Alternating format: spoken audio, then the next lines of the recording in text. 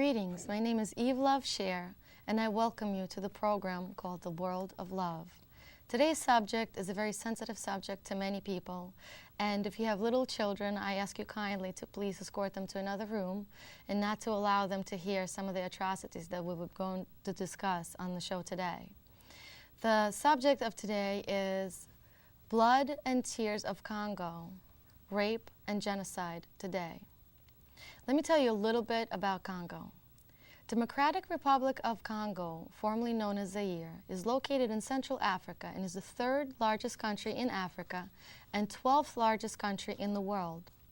With a population of over 70 million people, it is the most populous nation in Central Africa. Capital city is Kinshasa. In 1998, a war devastated the country, and although a peace agreement was signed in 2003, the brutal violence against innocent citizens is still continuing. It is estimated that 6 million lives were lost in a conflict between Hutu, Tutsi, and Congolese militia rebel forces. It is known to be the deadliest and the bloodiest war since World War II. A complicated rivalry over political power and domination of resource-rich land has left peaceful citizens in absolute ruin. It is a subject that is well covered in online media, and I highly encourage everyone to do some investigation, to research the information available in order to be aware about what is still happening in the Democratic Republic of Congo. Joining us today are two Congolese missionaries who have traveled to the U.S. to spread public awareness about the real atrocities taking place in their motherland, and also to recruit the support of caring American citizens in order to help end the slaughter, rape, and torture of our fellow human beings. Welcome, Daniel and Emily. Thank you. Thank you. Thank you. Greetings. Tell me a little bit, just so our viewers are aware of who you are, a little bit about your background and what your mission is here in America. I'll start with you. Thank you, Eve. I'm Amélie Pemba Mabika, born in the Democratic Republic of Congo, working in South Africa now. By formation, I'm a Catholic missionary, and since some years, I'm concentrated more on our non-profit organization. Okay. Which is a CAFIDA. CAFIDA. Yes. And you mentioned that you were a Catholic missionary. You also told me personally that you were a nun and you had been a teacher. So your whole life has been, literally filled with helping people and teaching people and to better their lives. So I could see that you're a very kind-hearted woman. And tell me a little bit about CAFIDA and what is your involvement in the CAFIDA? Yes, CAFIDA is our non-profit organization, which means Conscious Action Forum for Initiative in the Development of Africa. In fact, we started CAFIDA after we have worked for years in the Catholic Diocese of Johannesburg for pastoral care for migrants and refugees, and worked also for human development in the Catholic Diocese of Johannesburg and also in the Catholic Diocese of Klerksdorp. But while doing the work of refugees, we had really many people from all over Africa coming to South Africa, the most advanced country in Africa. And we had so many refugees coming, not only for us to help them for spiritual guidance or for counseling, but especially for basic needs, ranging from shelter, food, medical assistance, school fees for kids, and so on. But seeing the gap between what we felt that we were meant to do for them and what we were doing, we tried to do all our best to find an alternative, to find a complementary paradigm to help for durable solution. Yeah. And what exactly, now you mentioned that you had a lot of refugees, like thousands. What is the number of refugees that you personally tried to assist, and what kind of care can you possibly give them?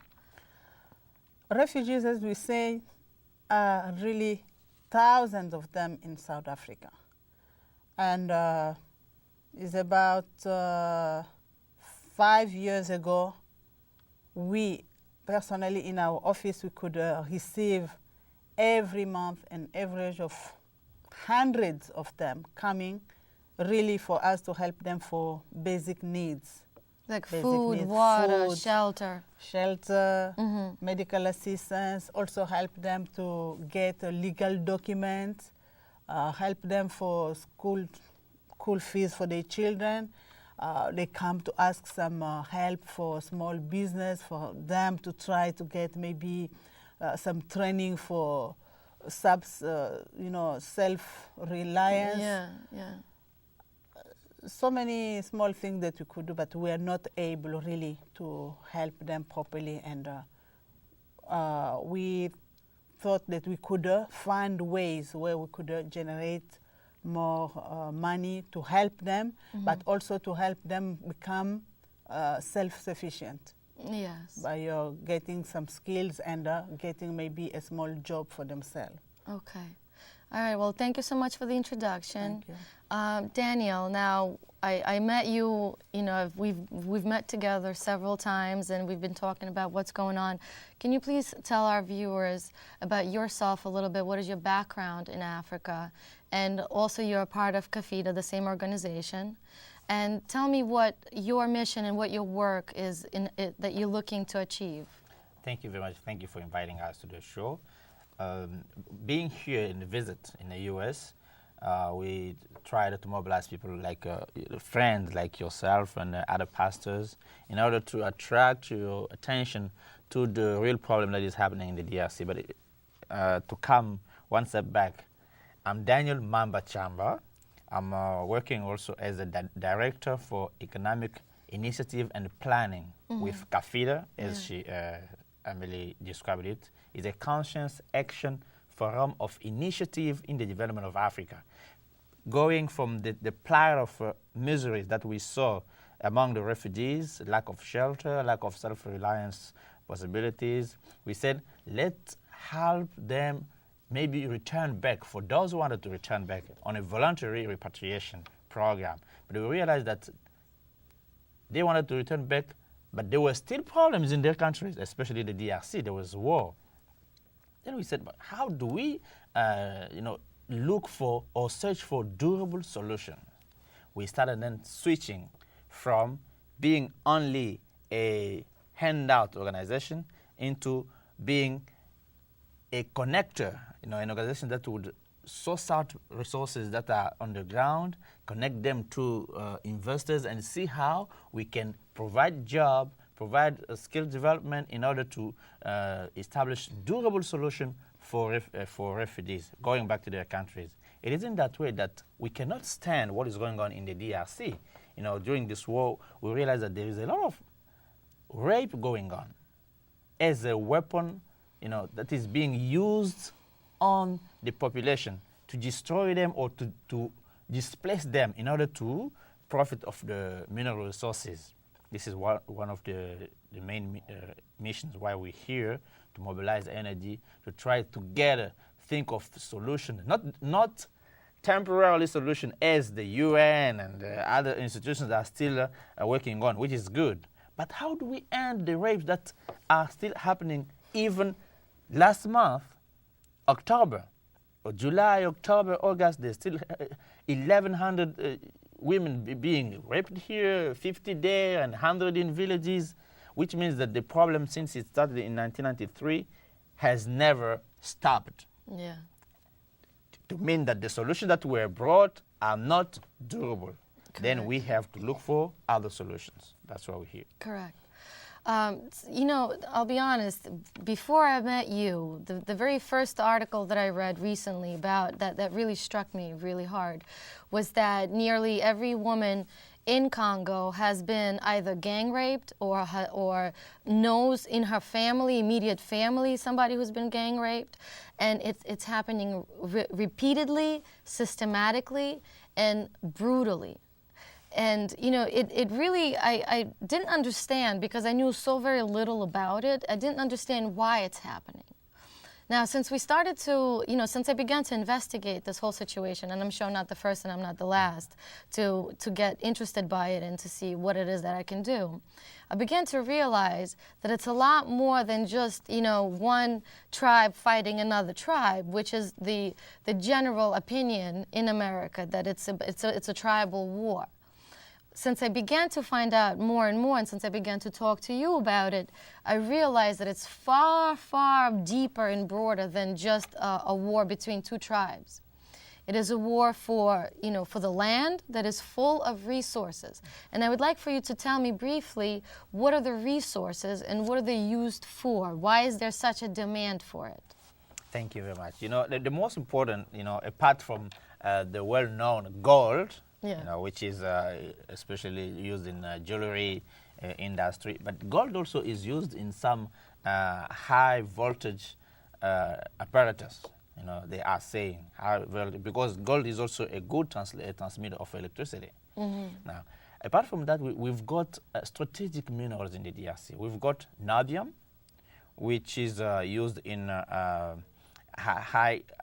We call it some mixture of heavy metals, you know, like in some machineries. We've got palladium, we've got tin and tantalite that are used in cell phones, in satellites and space shuttles.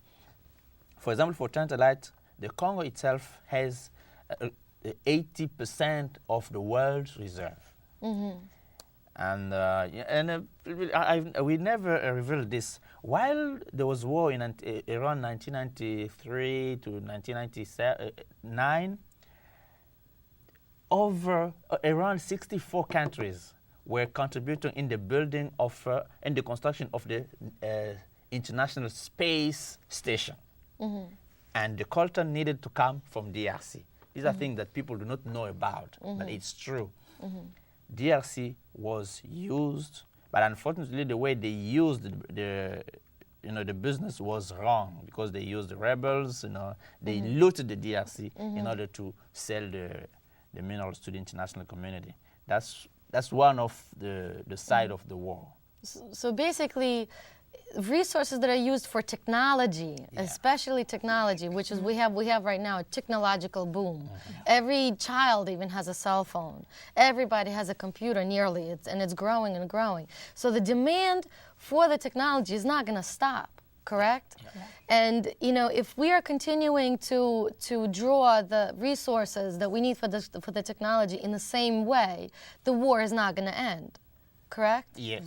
So, you know, I know that rape, especially brutal rape, where women are not only gang raped and publicly raped, and, you know, the entire family is raped in front of one another, and forced incest and mutilation that happens after the rape. I mean, it's just unspeakable, unimaginable things that go on there. And all that is happening for us to have our cell phones and to use our computers. And what amazes me is how little it's covered in the media. It should be every day. People should be standing up and talking about it and saying, no, I don't want a computer that has blood of innocent children and women and men, you know, but we're not doing it. Tell me why. Since you came to America, do you see a lot of talk about Congo, or do you see how Americans are misled, maybe in some ways? We would